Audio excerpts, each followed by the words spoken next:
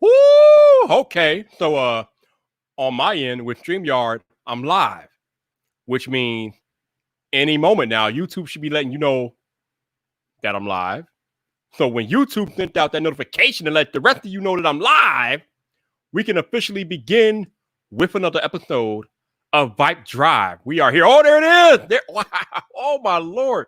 YouTube has been on point with these notifications lately. I'm loving this. Man, we got a whole squad out there. My God, how y'all doing? Lord have mercy. Look at all you all out there. Got Trenton and El Jefe and Bernard and Tech for Your Knees out there. Bionic Scoop, Genosis, damn, Digital Flame, Lover of Tech, Joseph Hardison, Gwendolyn GJ, damn, Ilya. Whoa, y'all not playing. Y'all ready for a podcast, huh? Y'all ready for a podcast? All right. So, since it looks like you all are ready for a podcast, oh, B-Mac out there too. Oh, my goodness. Oh, let's go to work. Let's bring in the CEO of Tech YouTube and Happens discussion.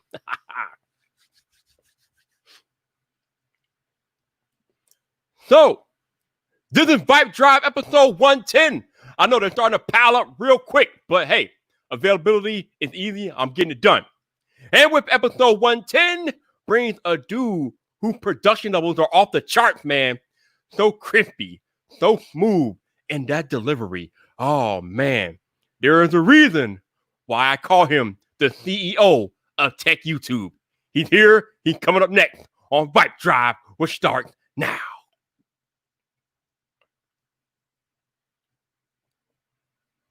What's up, people? This your boy Viper, the man about tech, and welcome back to another episode of VypDrive.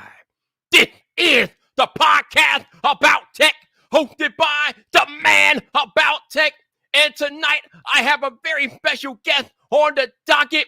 We got a Canadian treasure in the building, live from Toronto. The man, his whole deal is crimpy AF. So crimpy, I call him the CEO of Tech YouTube. Let's bring in my man, Canoopsy. What's up, bro? How you doing? What an incredible intro. I mean, that's a lot to live up to. I love the intro. First of all, I want to say congratulations on all the major success you've had in the last couple months. Huge guests, way bigger than me, way more excited than me. And the production quality has been upgraded every single stream. So I just want to say congratulations. Keep up the incredible work. And it is an absolute honor to be on this evening with you. Hey, man, thank you for the congrats and the compliments. I appreciate you. I appreciate My your time pleasure. being here tonight, man. All right, so before I go into the usual with you, I got to ask you a simple question. I'm curious, Canoopsy, how did you come up with that? It's kind of a long story. At this point, to be honest, I don't exactly remember because my channel was started in 2007, which is like how many years now? Many years. Right. So I don't really remember exactly. I believe it was a childhood nickname. I can't remember the exact origins, to be honest. But honestly, I just like to say it's because I'm Canadian. I make lots of mistakes, lots of oopsies. So I don't know. I'm Canoopsy. That's not the original origin, I promise. It's something better. I mean, that's one way to describe it. So we'll go with that. We will go with that. Perfect. So, Canoopsy. Why can I not pronounce it? Canoopsy. All right. What brought you to YouTube? YouTube brought me to YouTube. I mean, the thing with YouTube is I've always enjoyed making things. I've always enjoyed video production, making videos, making content. And YouTube is the place where I can put that content for people to actually see it. Because if I just make videos on my own, make stuff I want to make, and nobody sees the thing, I mean, it's kind of sad, right? So YouTube has been the biggest platform. It's consistent. There's an incredible community of tech lovers and just great people who watch my stuff and other YouTubers as well. So that's kind of the place to be. I mean, it's been a journey. Yeah, you said you've been on the platform since 2007, huh? So that's 13 years you've been making content. Wow. No Yeah, doubt, that sounds about right. I mean, the early days, it was like just garbage. Like little skits I do. I was like, what, 7, 8? I was very young, so I was making like really terrible pieces of videos that were not tech related at all. Then I did like reviews of toys as I was growing up, and then I did like some gaming stuff, and then finally I'm like, tech, this is something I'm really interested in. I like sharing my thoughts, how I use tech, and that's kind of where I settled in. It's been a very long time. I've seen YouTube evolve, and sorry about that notification, but it's been a journey. It's been very interesting. And like I tell people all the time, man, it is such a blessing being a creator. I mean, it's not always the best of times, but for the most part, being a creator on YouTube is a gift, man. It's just amazing the experiences that we are gifted to have being creators on this platform, no doubt. Yeah, it's an absolute honor just to be able to make pieces of content I enjoy and sharing it and people actually appreciate it. I mean, what's better than that? Right, exactly. So as I look down your catalog of videos, you cover a wide range of tech, but it does seem that you kind of lean towards the Apple side of the coin there. Is that accurate to say? Is that fair to say, I should say? Yeah, I would say it's pretty accurate. I use a lot of Apple products in my daily life, so that's kind of the stuff I'm usually exposed to. But I use other brands here and there. The other thing is right now, not much has really come out in terms of other brands. Like Apple's just been pumping stuff out over the whole quarantine, and they got the new iOS 14. I use an iPad pretty frequently. There's always things to share with people who are interested. So I mean, yeah, there is kind of a lean on the Apple side of things, but that's something that is, seasonal depending on what's dropping. Like if OnePlus has a phone, Samsung has some phones, I'm going to cover that. But yeah, to be fair, yeah, a lot of Apple stuff. Got you. Now, we're going to get into that later on, but we have some breaking news on the podcast. Breaking news. We have just been informed by Samsung. It is official. The Galaxy Note 20 Unpacked event is on August 5th. So that's an official date. It's coming up very quickly. So, Canoopsy, are you looking forward to anything happening at this Samsung Unpacked event in a few weeks? Oh, damn. I'm just reading the invite right now. Okay, that's pretty sick. Yeah, no, I've there's some really exciting things. For the Note 20, it's going to be good. We all know the Note 20 is going to be pretty amazing. Every year, the Note series is just top-notch. Everything we want in the Samsung phone, it's there. What I'm really looking forward to is the new Fold 2. Because I really enjoyed the Fold 1, but the one issue with that was, it was a really good tablet, but it was never a really good phone, and that's the issue there. It was a good little tablet computer you could stick in your pocket, it would fit, which is great, but it never was really, for me, seen as a phone. But now, with the front display, the full kind of no-notch experience, no cutout, it's going to be an incredible device. It's just, as long as the price is kind of, a bit fair. Right. I am just like you, man. I am definitely excited to see what they bring with the Fold 2. I never had a chance to own a Fold 1, never really played with it too much, so I don't have any experience with it, but I'm definitely looking forward to the Fold 2, especially given the all the craziness that happened with the Fold 1 with the durability and it breaking in reviewers' hands and things like that. I'm interested to see what Samsung has learned going from the Fold 1 to the Fold 2, and then obviously in between there was the Galaxy Z Flip. So the Galaxy Z Flip was a definite improvement from the original Fold as far as durability and things like that. So again, I'm definitely curious to see what they do with the Fold 2. Like you said, the Note is going to be what the Note has always been. It's going to be a minor upgrade from the S line. I mean, it'll have the S Pen and things like that, but not affected too much with the Note 20. But that Fold 2, oh yes, it's gonna be so sick. And I think it's gonna have a glass display, kind of similar to the Z Flip. So that durability point you mentioned, it'll definitely be a lot more resistant to damage, even though the current one is quite durable, honestly. I've seen people use it for the whole time since it's been out and have no complaints about scratches or damage. So it's only going to get better, and that's the future. I love it.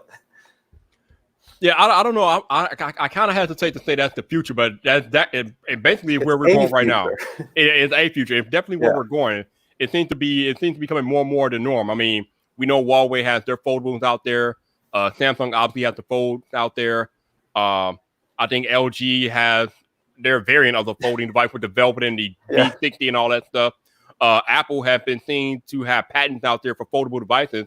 Microsoft is supposed to be coming out with the Duo or something maybe next year. I actually know they were supposed to come out this year, but actually it got delayed till next year. So Microsoft is bringing their foldables next year. So yeah, there's a lot of foldables coming out. So what do you think about foldables as a whole, though?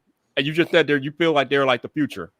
Yeah, so I mean, the idea of a foldable phone, I don't really see the point too much in the foldable phone side of things because, I mean, phones are pretty compact as it is, and they're only going to get, with Apple making that small iPhone this year, people are going to follow that trend. Brands are going to hop on the small phone train. We're going to see some small phones, which is great. So that kind of phone pocketability thing is fading a little bit with the foldable side of things. But with tablets, I'm so down with foldable tablets. Imagine you have an iPad Pro, right? I do. Imagine taking that iPad Pro and you're bringing it to like a coffee shop or to work or whatever. And instead of like having to put it in a bag, imagine taking that thing and just folding it in half and it fits right in your pocket, or like a smaller bag. So it just condenses your overall daily carry. That's the dream for me, is having like the full iPad, but just in a small form that folds out. You got the full power, full experience. That would be incredible. So for me, the idea of folding devices more so excites me with tablets and maybe the future of computers in some capacity more than phones. Now, speaking of iPads, I was watching a couple of videos on your channel earlier about some desk setups. I think there was a desk setup that you have of your own, and then you did a desk setup for your friend.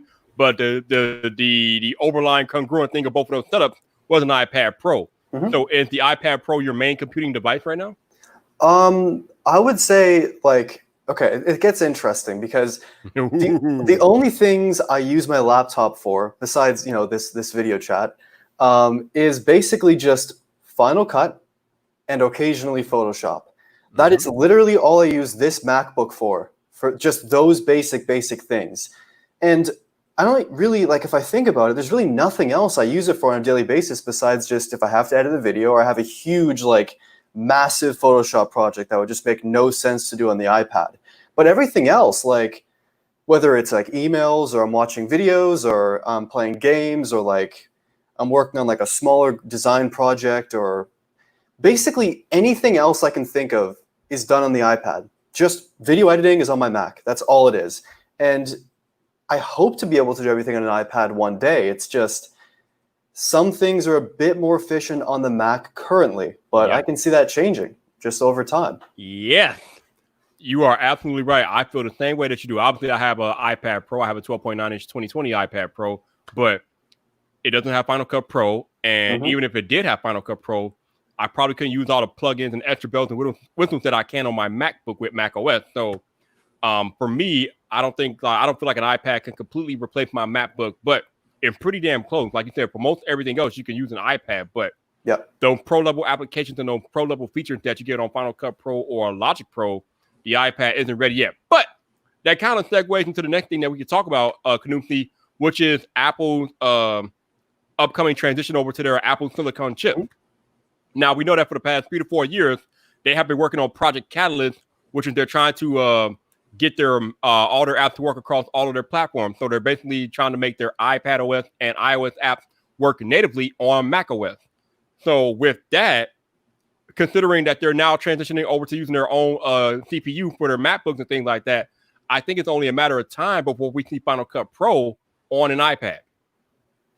Yeah, I mean, that would be okay, so iOS apps are running on Mac. Why can't we do the opposite? Like, there's really nothing holding it back except some of the developer things, like some of the apps. Like, I know Final Cut is pretty complex, and there's just too much happening for it to be really touch optimized. But I think those kind of pro apps could easily transition over to the iOS side of things. It's just Apple's willingness to make it happen.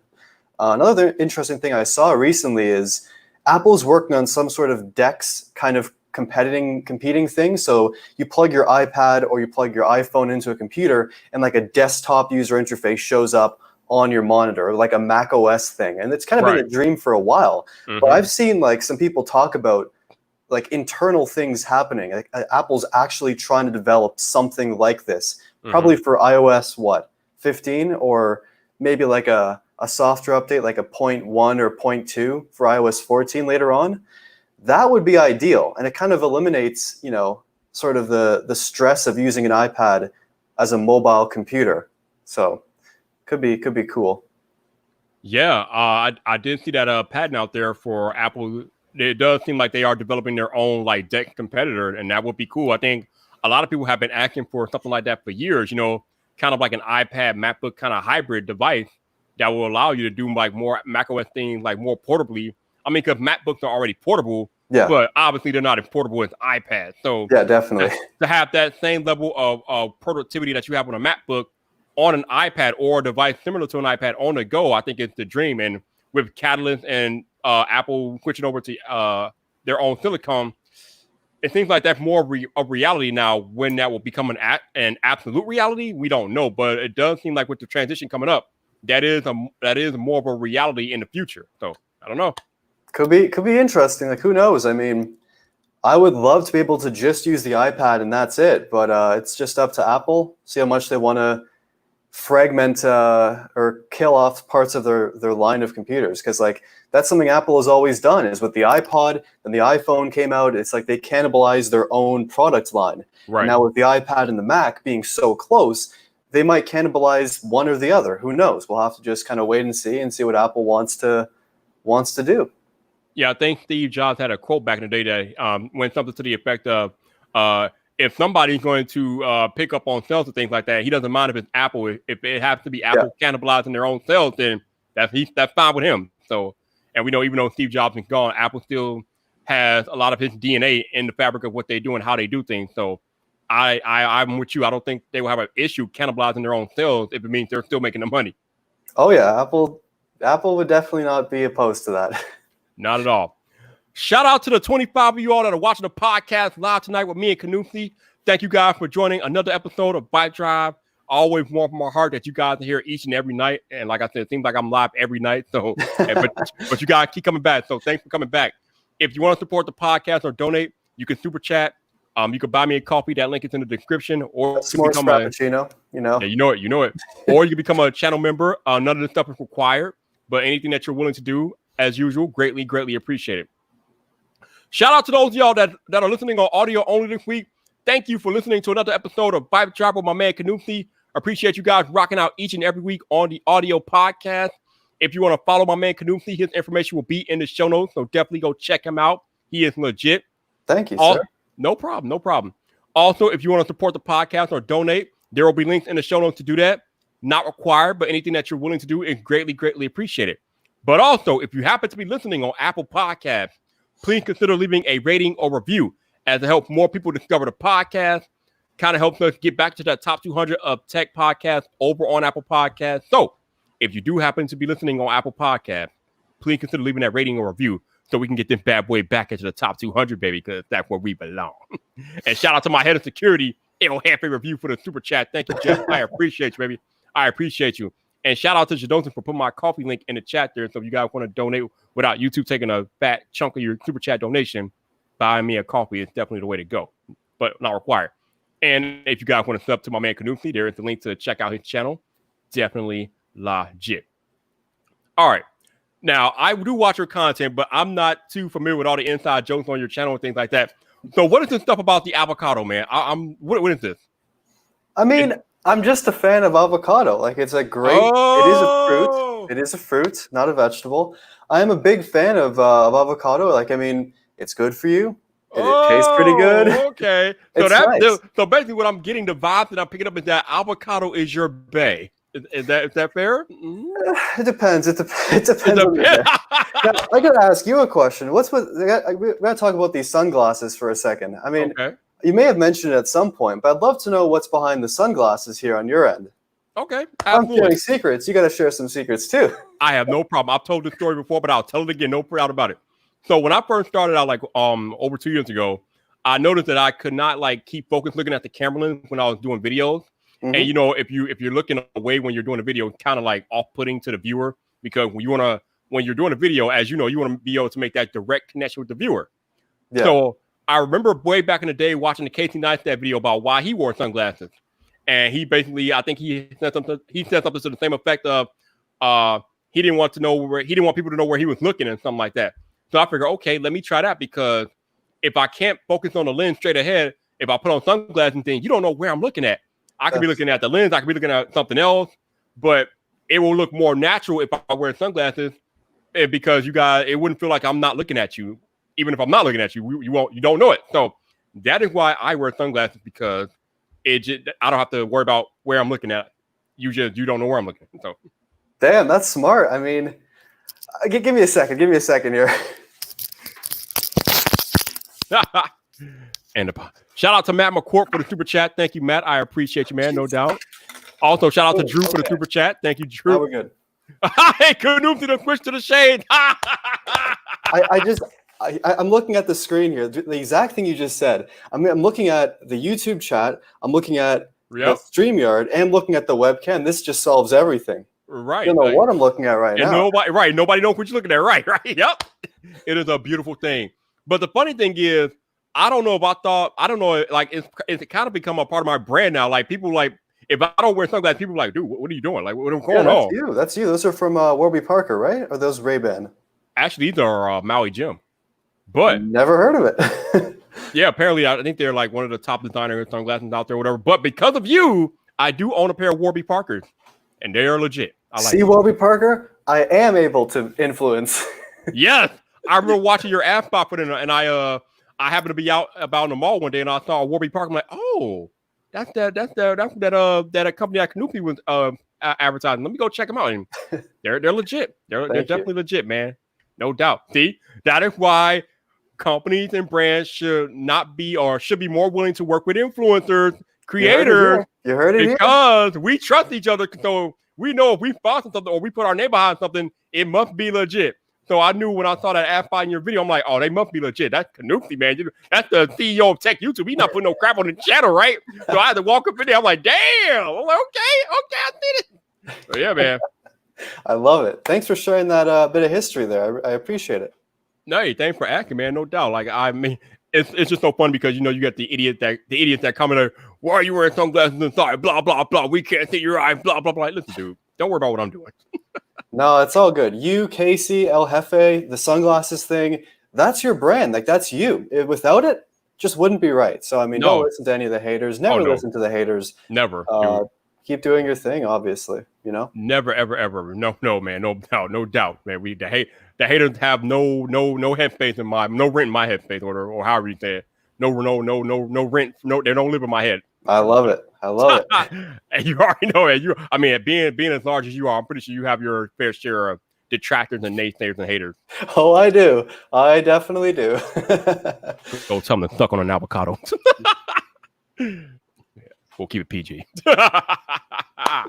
So, we just had WWDC 2020 not too long ago. What did you think of the keynote? Honestly, I didn't have high hopes, but that was an incredible presentation. Like, I've seen other brands do it. Like, I think OnePlus did it a few times, and the other brand, I think HTC did it before they fell off. And it was like, those things were terrible. And those are to reveal actual phones. But then Apple is just revealing software. And this was an incredible, just so well-produced presentation. The different rooms, different people, so much diversity in that presentation. It was incredible. That was excellent. And I think Apple should really consider doing that more often into the future. As much as I'd love to go to an Apple event, I mean, that was an excellent presentation. The only issue, though, is with hardware, right? You can't have press people taking pictures or videos if it's all done online. Right. But yeah, I got no complaints. That was incredible. It was so well produced, so well shot, and it was excellent. What did you think about it? I thought it was well done. I love how they minimized the fluff. Like, normally when these things are in person, you get app store numbers and all this other fluff that we just don't care about. Just get to the software. I love how they paced it out. I love how they transition from one segment to the next. It was beautifully done. Like you said, I completely agree with you. It was a well done presentation. Although I would say that I don't want to get rid of in-person events because I've never been to one, and I kind of want to go to one and be invited to one. You're going to go to one day. One day, I'm going to see you there. It's going to be amazing. I want to be invited to an in-person event, so we cannot get rid of in-person events. So I want to see those live on, but I can't argue with the way they handled WWDC. They handled it pretty well. Facts. Yeah, it was great. Very well done, Apple. Absolutely.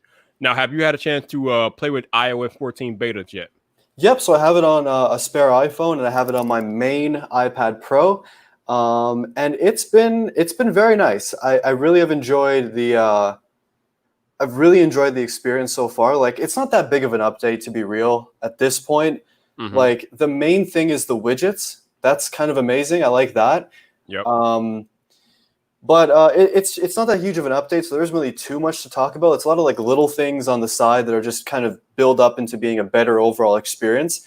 But yeah, so far it's been pretty stable. It's been decent. I've used it daily and I've had no problems really. You put that on your main iPad? You are a brave man. Yeah, no, I've had no issues really at all. Just with the widgets, they've come and they show up and they disappear sometimes. But the new beta that just came out today has been all right. Like it hasn't been so bad. So I mean, this is surprising. Like it's actually pretty smooth. It's pretty usable. So yeah, I like it. It's good. I hope it stays this smooth. And I look forward to actually having it on my main phone in the fall because that is going to be exciting. Yes, I am like you. I put it on my iPhone SE 2020, which is not my main phone, but obviously this is the newest iPhone SE that we got earlier this year. Sure. And it's running pretty damn smooth on this iPhone SE 2020. You know me, I love the picture-in-picture. Oh my God, I am still jumping with joy inside that we finally got picture-in-picture on iOS. I mean, it's been so long overdue, and it works perfectly. Although obviously, like most people have noticed, it doesn't work for the native YouTube app. But that's okay because as long as you go to youtube.com in Safari, that solves that problem.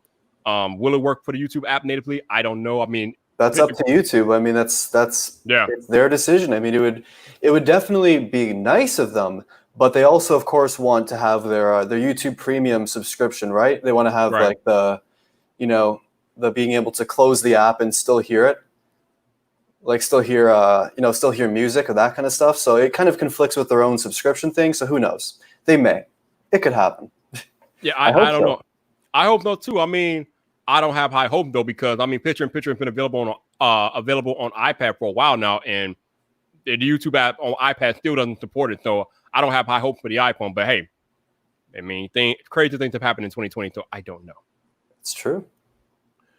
Shannon, thank you for the super chat, Shannon. You want me to show my eyes? You've seen my eye before, Shannon, but I mean, we did meet in person, but fine, Shannon, fine. What? Oh my God! I know. Let me put it back on.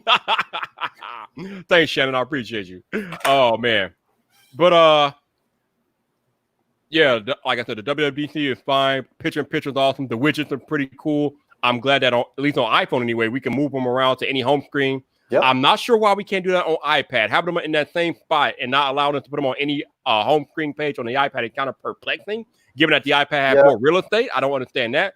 Maybe they'll change by the time the iOS 14 goes public, but yeah, unfortunately, it will not be able to be used on the home screen. From what I've been told, it's only going to be on that sidebar at this time. So maybe next year. Do we know why though? There's literally no reason why. It's just been said that that's where they put it. There's literally no explanation why. That's just it. That's what I've been told. That's how it be sometimes. So let me get this straight, you all. My iPhone 11 Pro Max, which is 6.5 inches, I can put widgets anywhere on this screen. But my 12.9-inch iPad Pro is limited to a certain area of the iPad. That's it. That's all I get. What sense does that make? What? I mean, only in 2020. Only in 2020 do stuff like this happen. I don't understand it, man. I don't understand it. iOS 15. You got to wait for that one. Wow. I mean, I guess, man. I guess. I find that kind of hilarious, but I guess we got to take the small wins when we can get them. We got to take the small wins when we can get them. We got to take what we can get when it comes to Apple, right? No, I'll take what I can get. I'll take what I can get, man. Hey, shout out to the Norwegian sensation, Eva Day. I just got the notification that you brought me some coffee, sir. So thank you for the coffee. I appreciate you, man. Thank you. So, we got, I can't talk right now. So we recently been inundated with this rumor, Canoopsy, that there's a chance that the iPhone 12 will come without a charger in the box. Huh? What is this? Yeah, I mean, okay, so there's really, I talked about this in a podcast last week. There's really two sides to this whole situation, right? There's one side that I understand, you're paying that much for a phone, you expect to have a charger. It's going to be a fast charger most likely. So you expect to really get that experience in the box. It's just how it should be. But then on the other side of the coin, we got to think about this. I mean, Apple has a lot of money, but they're also trying to save costs as well. By reducing the box size, by not including earbuds, but not including a charger, Apple is going to be able to slightly offset those costs of the additional 5G they're adding into the phone. That's the way I understand it. Apple's going to be able to spin it by saying, we made the box smaller and removed the charger and earbuds to reduce environmental waste. But we all kind of know in the end, it's a reduction of costs to make the overall iPhone not be any more expensive for the consumer because of the removal of those accessories, which do, they are pretty cheap for Apple to make, but they do kind of cost a little bit. And I mean, the modem isn't that much either, I don't think. But I mean, kind of that offset, it was able to reduce some costs from what I understand. Personally, I don't really care. I have never used the wired earbuds since, AirPods came out. And also, like, the charger, I just charge wirelessly whenever I can. And I pretty much have a bunch of chargers as it is. And the thing is, if you are buying that that expensive of a phone, chances are you probably have a charger at home. I mean, it's like $1,000. So, okay, let me stop you right there. Now, you are a tech YouTuber. You are not the norm. You are like the exception to the rule. And I understand that. That's something I understand. I've accepted. And I totally see that side of the perspective. It's just personally, I don't know. I don't really see the need. But I understand, like most people, it kind of sucks not getting that kind of value in the box. I get it. What about a person who's buying a smartphone for the first time? They buy an iPhone and it comes without a charger. And we know, Canoopsy, a lot of times these phones don't even come with a full charge anyway. They might come with like 50% or 70% fully charged. So now you're buying a brand new device with 70% of its full charge without a charger. So unless you go buy a charger like as an additional accessory, you are SOL. You can't even charge your phone right off the spot, which is I don't know. I just find that asinine. That's a very good point. I mean, that is a really, really good point. I never even thought of, like, if you buy the phone, you're very excited, you take it out of the box, like after getting it at the store, and it's like completely dead. You want to just try it out. That would kind of suck, right? Yeah. Not having a charger. So I get that perspective. I understand. And, we always want to get the most with our phones, obviously. We always want to get the most amount of accessories, the most amount of power. That's just a basic thing. But I don't know. It's Apple's world. They do what they want. And the thing is, it's kind of sad that other companies are going to sort of follow suit. I mean, the one company that's going to really hurt, it's going to really hurt if this company gets rid of it, OnePlus. Like, their charger is incredible. Like, their Warp charger thing is ridiculous. And if they got rid of that, that would really suck. But, I mean, Apple's never been big on giving good chargers in the box anyway. So it's just like...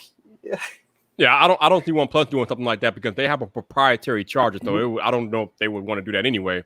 But I mean, I know a lot of people are saying like, well, you probably have a brick somewhere laying around the house. I mean, maybe, but then like there's a chance of you having to charge that iPhone with a third-party aftermarket brick too, which is always a no-no with Apple products. So, I mean, I don't know if Apple wants to really like advocate for that, but I mean, I don't know. I don't get it. I mean, I understand that they want to cut costs, but at the same time, like, do you really want to kind of lessen the user experience by not giving them everything that they need right out of the box? I mean, I can understand not including the AirPods. Like, who uses the AirPods anyway? Yeah. Plus, the phone has speakers. I mean, if you want to listen to music or listen to sound, you can listen to the phone speakers or find a set of light headphones. I don't care about that. I mean, that I understand. But without a brick, an actual brick, come on, dude. Not for a smartphone. Yeah. That's craziness. Now, in my opinion, I think what would be best for Apple to do is if they don't want to include it in the box, fine, that's their problem. What they could do is have like an optional checkbox online or something. That's like when you're ordering the iPhone, you're choosing your carrier, you're choosing your model, you're choosing your size and everything, storage capacity. There should be like a checkbox that says, do you want a charger? Right. It comes in the box. It comes with it if you want it in like a little separate box. And if you don't want it, you don't get it. It costs no additional fee. It's just kind of like an optional thing. If you need it, we'll send it. If you don't need it, you have plenty at home, we won't send it. And I think that would be a completely fair thing. And it's something that Samsung has done too with the USB-C adapter for USB-C to USB-A. There's a little checkbox on the website that says, do you want it? We'll include it. If you don't want it, no waste.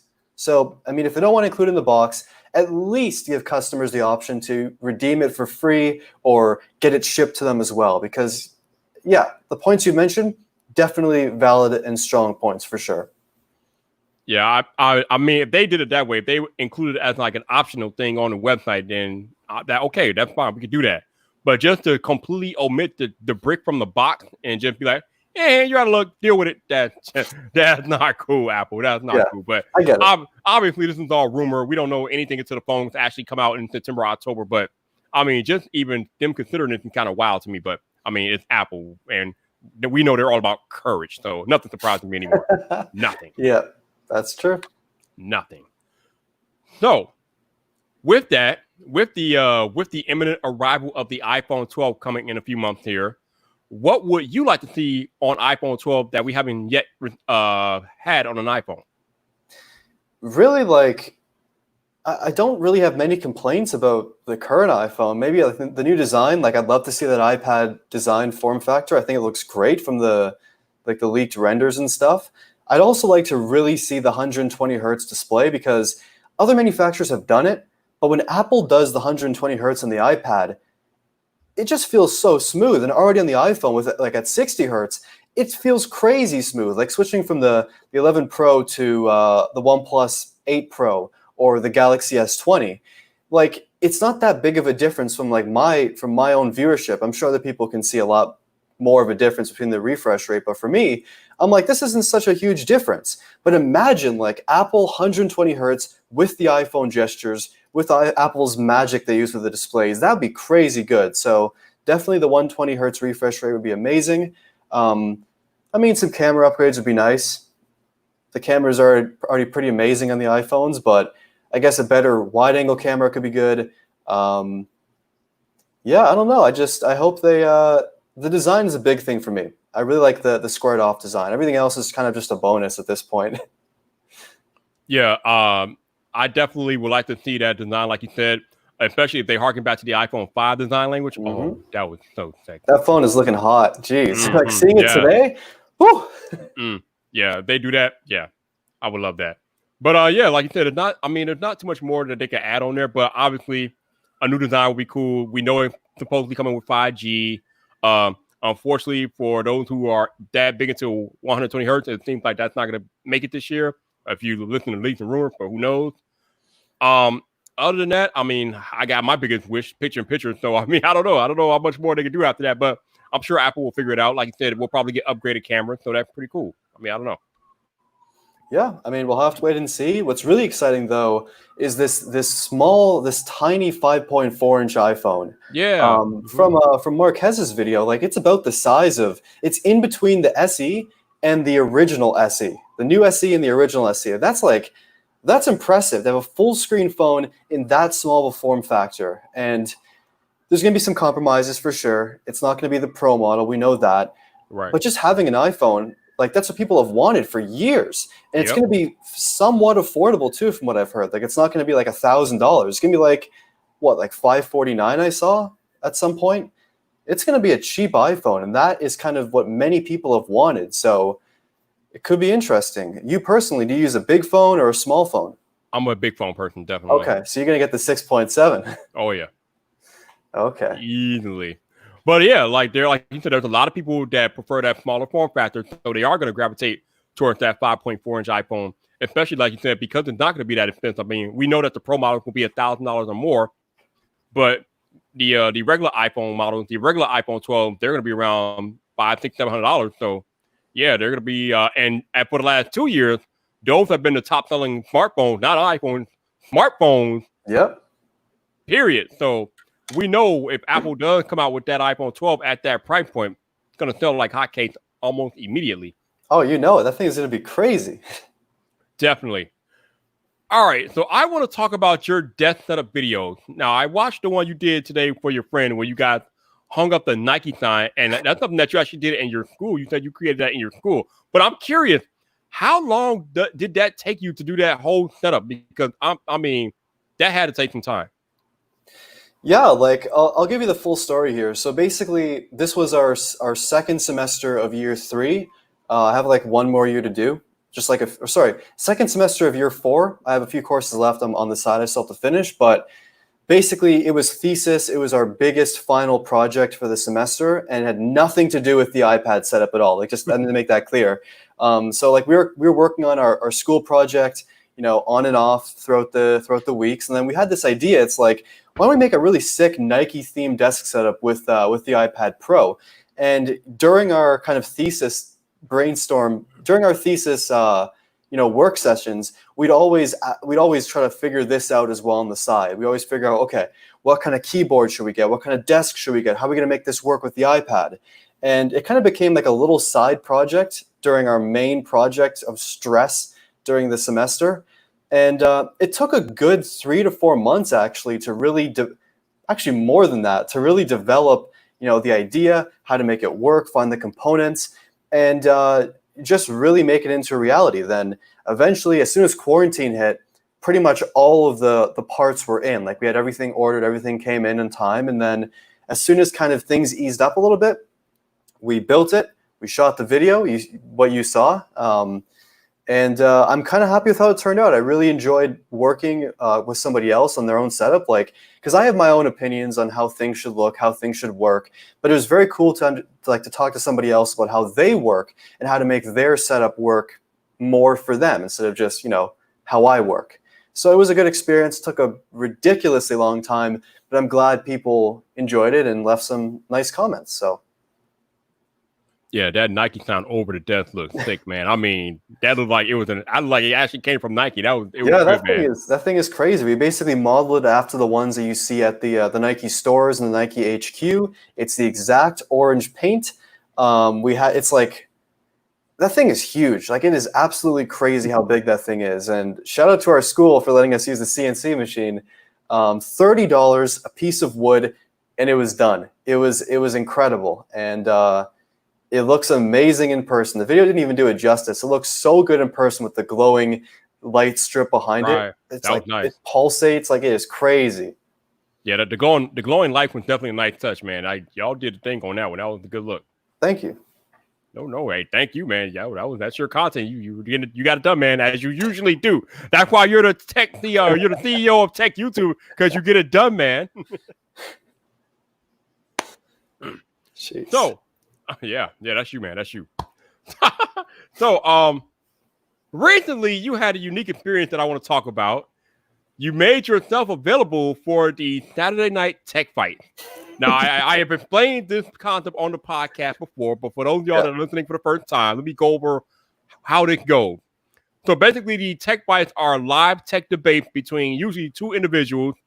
So basically, what happens is that the moderator throws out an argument, and each person has to argue their own side of the argument.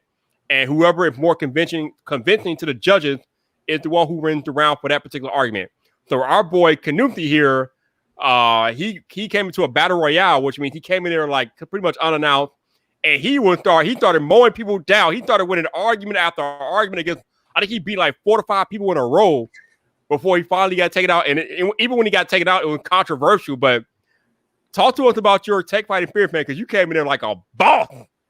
Yeah, that was incredible. Like, I've never seen anything like that on YouTube and tech YouTube in general. And it was just so well produced, so well hosted. It was a lot of fun, and it was just such a good experience. And like, just talking about tech stuff, really thinking about the other side of perspectives. Like, there's one side that you might agree with on a subject, maybe like including a charger in the box, for example. Like there's really two sides to it. For those who have never seen before, these tech fights, there are two sides you have to take. One person takes the side that they're comfortable with, and you're kind of left with the other side at times. Mm-hmm. So you got to really, really think, rack your brain, really think about how, you can sell something to other people, like how you can sell your perspective. So it's lots of fun. If you've never seen it before, definitely check it out. And just, you can even be on it too, depending on the episode. So it's a lot of fun. It was a great experience. I definitely plan to do it again. I believe at the time of this recording, it is this coming weekend, from what I understand, the new season. So that's some hype right there. I can't wait. Yeah. Season 2 of the Saturday Night Tech Fight does premiere on July 11th, which is this weekend. So judging by your tone and what you just said, at some point in season 2, we could expect to see another appearance from Canoopsy, huh? Yeah, it could happen. Stranger things have happened. So, I mean, it could occur. Definitely. Watch out, y'all, because like I said, this man is a danger fan. He came in there the first time and just started mowing people down, and we're scary out here. Yeah, just don't ask me about function keys or I'm going to be destroyed, because like that was the question that ruined me. It was about should we have function keys on the iPad Pro? And I don't think we should. But like I don't even know what to say. It was a tough one. So there's some questions that might get you. There's some questions that get you thinking. It's a great show. Definitely check it out. Definitely, no doubt, man, no doubt. So, like I said at the very beginning of the podcast, you do a lot of content on your channel, and you cover a wide variety of tech. You are kind of leaning towards the Apple side, but you have reviewed Android devices on your channel before. So I'm curious, at this point in time right now, what today would you say is your favorite Android device? Oh, that's easy. It's the OnePlus 8 Pro. It is Mm. just such a good phone. I said in the review, basically, like, I'm an iPhone user mostly. But when I use a OnePlus phone, it's the easiest switch for me. Like, I don't know what OnePlus does. Like, there's some magic happening there, but it's so smooth. The software is so beautiful right in the box. The hardware feels great. Like, it's always been OnePlus really for me. Like, that easy transition into using Android. The Pixel 4 was a pretty good phone for me for a while too, but like, I don't really know. The camera was amazing. Got to say that. Yep. But the rest of the phone was just kind of, it was all right. Like, it was nothing too special. And then OnePlus came out with this 8 Pro, and I'm like, geez, that thing is crazy. And then Samsung phones, like, they've gotten really, really good, but there's just something sometimes that I can't use them for a long period of time. I don't know if it's the software design. I don't know if it's just Samsung being Samsung. Like, the whole thing about putting ads in the software, like straight up ads, like for whatever, Right. that's kind of whack if you ask me. Like, I mean, all the companies do it. Like, they put like ads for their own services. Like, Apple does it all the time with Apple TV or Apple Music. But putting ads for like food delivery services and like random things, like, I paid $1,000 for a phone. Why am I seeing ads that have nothing to do with it? Like, that is crazy to me. That is something that is absurd. So I don't know. For me, it's OnePlus usually I like to switch to. And this OnePlus Nord, I got some hype for that. That sounds very exciting. Okay. Now, I've tried to use OnePlus device. I actually do have a OnePlus 7 Pro laying around here somewhere, but I just got bored after like 3 weeks of using it. Like, I mean, the Oxygen OS is amazing. Don't get me wrong. I mean, it's so smooth, it's so fast, and probably the fastest Android OS out there. But once you get past Oxygen OS and how fast it is, it doesn't do anything. It's like, it's just boring to me. And I know I'm probably in the minority with this, but I just got bored quickly with the OnePlus 7 Pro. Like, I'm not gonna say it's a bad device, but it doesn't really have any extra features like the Samsung devices do. Like, I'm used to Samsung devices. Like, I probably had almost all of the Notes. I had most of the S devices. So I love how Samsung bakes in so many features with their phones, and I'm used to that. So when I went to that OnePlus 7 Pro, I'm like, where is the rest of the features? Like, That's fair. What are we doing here? I just got bored. No, that makes total sense. Like, I mean, that's what Samsung does well, is just putting everything into a phone. If you want a feature, it's probably there. Yep. But for me personally, like, I'm kind of happy with just basic Android. Like, I mean, like, even stock Android on like the Essential phone, for example, I was cool with that. I don't know. I just kind of like Android in its purest state. OnePlus does the best version of Android, in my opinion, better than Google, which is crazy. Yep. But yeah, no, I get that though with Samsung phones, especially the Note lineup. Like, every feature ever, it's like, you want to do something, you can do it. That's what's good about Samsung phones, but it just depends what you're into. Yeah, it kind of makes me sad when you say that, because over the past few years, it's like Samsung kind of stripped down the Note year by year. Like, 5 years ago, the Note used to be substantially different from the S phone, but not anymore. Like, for whatever reason, Samsung decided to shrink that gap between the S phone and the Note phone. So now today, the Note phones are nothing more than like an F plus version of the S phones. And I'm just like, why did you do that? Like, they used to throw everything in the kitchen sink at the Note phone, but not anymore. Yeah, it's just a big version of the S series with a pen at this point. And I don't know. It's still a really good phone. It's still a really great device. Every single year, the Note lineup. But yeah, it would have been great to see some more, I guess, interesting features. And I hope one day the whole Fold series becomes the Note series. But that might be a ways away. We'll have to wait and see. Now, there was a bunch of rumors earlier this year that the Fold 2 would have an S Pen with it, or S Pen support, but at last, it is not going to happen. The S Pen will be limited to the Note series this year, which, I mean, it is what it is. But like I said, one day, if we get to a point where the Fold display is good enough to support an S Pen, then that's when things really get interesting. Yeah, I can't wait for that day. It's gonna be incredible having like it's just gonna be like a mini iPad Pro, and that's what's gonna be so good about it. I guess I gotta take these glasses off. I can't do it. I can't do it. Hey, you lasted a long time, man. Yep, Shout I out to you, tried. man. I tried. So, Canoopsy, I'm curious to get your thoughts on something real quick here. Sure. I think we have pretty much reached the apex of what we can do with smartphones, especially hardware-wise. So I'm curious to get your thoughts on what do you see as the next big frontier for technology? Like, where are we going next? The thing is, like, foldable phones are kind of a futuristic thing we always see in movies or TV shows where it takes place in the future, and we've gotten there. I think the next big thing, whether we like it or not, is going to be like smart glasses, like having like displays in the front here, like having like, the information we see on our phones, but put into our frames, which should be really, really cool. Because I think a lot of people, we love technology. We use technology more than we really should. We use our phones more than we should. And I think it's becoming a movement where we're really seeing a lot of people use their devices less and less and less, even if they, like, I know we rely on our phones for business pretty often, but like people really just want to escape from that stress of like, oh, gotta check this and this and this and this and this and this. But then I think having all that stuff on our faces, we'll see less information. There'll be less just constant checking. And it could be cool to have more wearable-based stuff rather than just having our regular standard phones. But that's kind of a ways out, I think, having smart glasses that are actually useful. So we'll have to wait and see. I mean, phones are going to get better and better. But at a certain point, there's not too much more you can really do with them. They're going to have better cameras. They're going to have bigger batteries, more performance. But that's really it. I mean, I don't know. The smartphone as a concept has kind of hit its peak in my opinion, but we'll have to wait and see what the future holds, I guess. I tend to agree with you. I think definitely one of the next frontiers will be smart glasses and AR and what AR can do with that type of technology. Definitely. We know that there have been reports that Apple is indeed working on a pair of AR glasses for sometime next year or the year after. And that's why we have the LiDAR scanner on the iPad. It's expected that we might have a LiDAR scanner on the iPhone 12.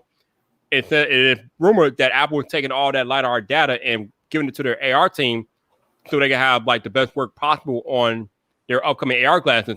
And strangely enough, another company that was kind of working on similar technology was Focus by North, and they were just acquired by Google. So apparently, Google is seeing the need to reevaluate their AR glasses ideology, because we know they came out with Google Glass like some 8-9 years ago, but didn't really take off. But now they've acquired Focus by North. So between Apple developing their AR glasses and Google acquiring Focus by North, it is getting very, very interesting in the glasses game as far as AR goes. So it's going to be interesting to see what happens in the next 3 to 5 years with AR glasses. Yeah, and shout out to Focals. They're a really good little Canadian company, and I had a chance to actually see their store concept for the Focals, and it was pretty advanced. Like it was almost what Apple would do if Apple did glasses, and that's quite a high compliment for them. So they did a really good job, but there was a lot of issues that made them not really accessible for a lot of people, including the price, which was ridiculous. But I mean, if Google buys them, Google did buy them, sorry. If Google does something good with them, amazing. That'd be incredible. But I wouldn't get your hopes up with Google, because we know what Google does. They buy things, they play around with it, and then they throw it away when they get bored with it. So it would be a shame to see like a little Canadian company that had a really cool concept just be forgotten for what they did. So I hope not. It comes out of it. Yeah, I hope not, because I think they were onto something with their glasses. And I actually we got Juan Bagnell here in the chat, and I actually watched this video he did on the Focus by North, and it was an excellent video as usual by Juan. But damn, one of the few people who actually got the pair. I mean, I was supposed to get a set, but now they closed. Oh, you were gonna get a pair? Oh, man. Yeah, the one issue with them, and this is the biggest issue with Focals, in my opinion, was that you have to get them fitted to your face. Right. Like in some faces, a lot of faces don't actually support the focals. Like if your face is a certain shape or something, they just don't work. So like that was a big deal for me. I'm like, what? So like they only shipped like a couple hundred probably at that point, because I know a lot of people are just in the waiting room, just waiting to see if it would work for them. So I hope Apple or Google can figure out the whole fitting thing, because that was a problem. There was like a little prism or something that reflected it onto your eye, so it had to be the exact position. Otherwise, it just didn't work. So I don't know. We'll have to see. But I think glasses could be the real next frontier, I guess, is the right term. Yeah, I agree with you. I think especially glasses and watches and more wearable technology, that is definitely the future. And the future is coming faster than we think, man. The future is pretty much right around the corner. So be on the lookout for real. As he wants, that's the issue with a fake computer. The more organic you make the setup, the more customization you need to fit it to an individual. That's right on. Exactly. Yep. And on that note, Canoopsy, man, excellent conversation, man. Thank you for joining me tonight. I appreciate you. Thank you for having me. I mean, it was a great chat. It's an honor to be actually on this show. You got some pretty high profile guests. It's just, being on this show with your track record, that's incredible. And keep up the incredible work. I can't wait to see who you have on next. Who do you want to have on next? Who's like your dream guest that you want to have on? Well, hopefully it's on.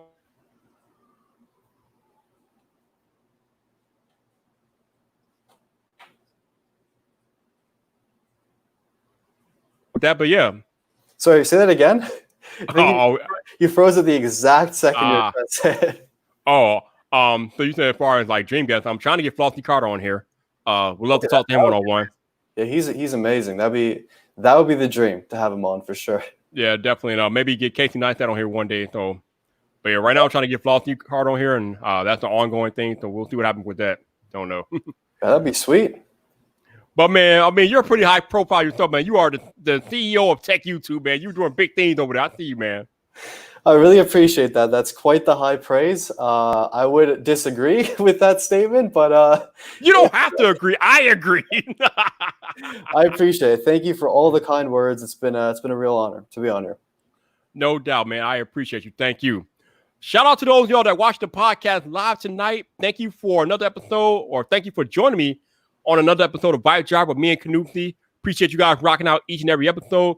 If you want to go check out his channel, there's the link that El Jefe just pasted in the chat. Definitely go give him a look. He is legit. Extra crispy, production value through the roof. He is the man. He is the main now. If you super chatted, brought me a coffee, or became a channel member, thank you guys. I appreciate it. You guys rock. Thank you for supporting me each and every time. Shout out to those of y'all that listened this week on audio only. Thank you for listening to another episode of VypDrive with me and Canoopsy. Appreciate you guys rocking out each and every week on the podcast. If you want to go check out Canoopsy, his link, his information will be in the show notes. So definitely go down there and check him out. He is legit. Also, if you want to donate or support the podcast, those links will also be in the show notes.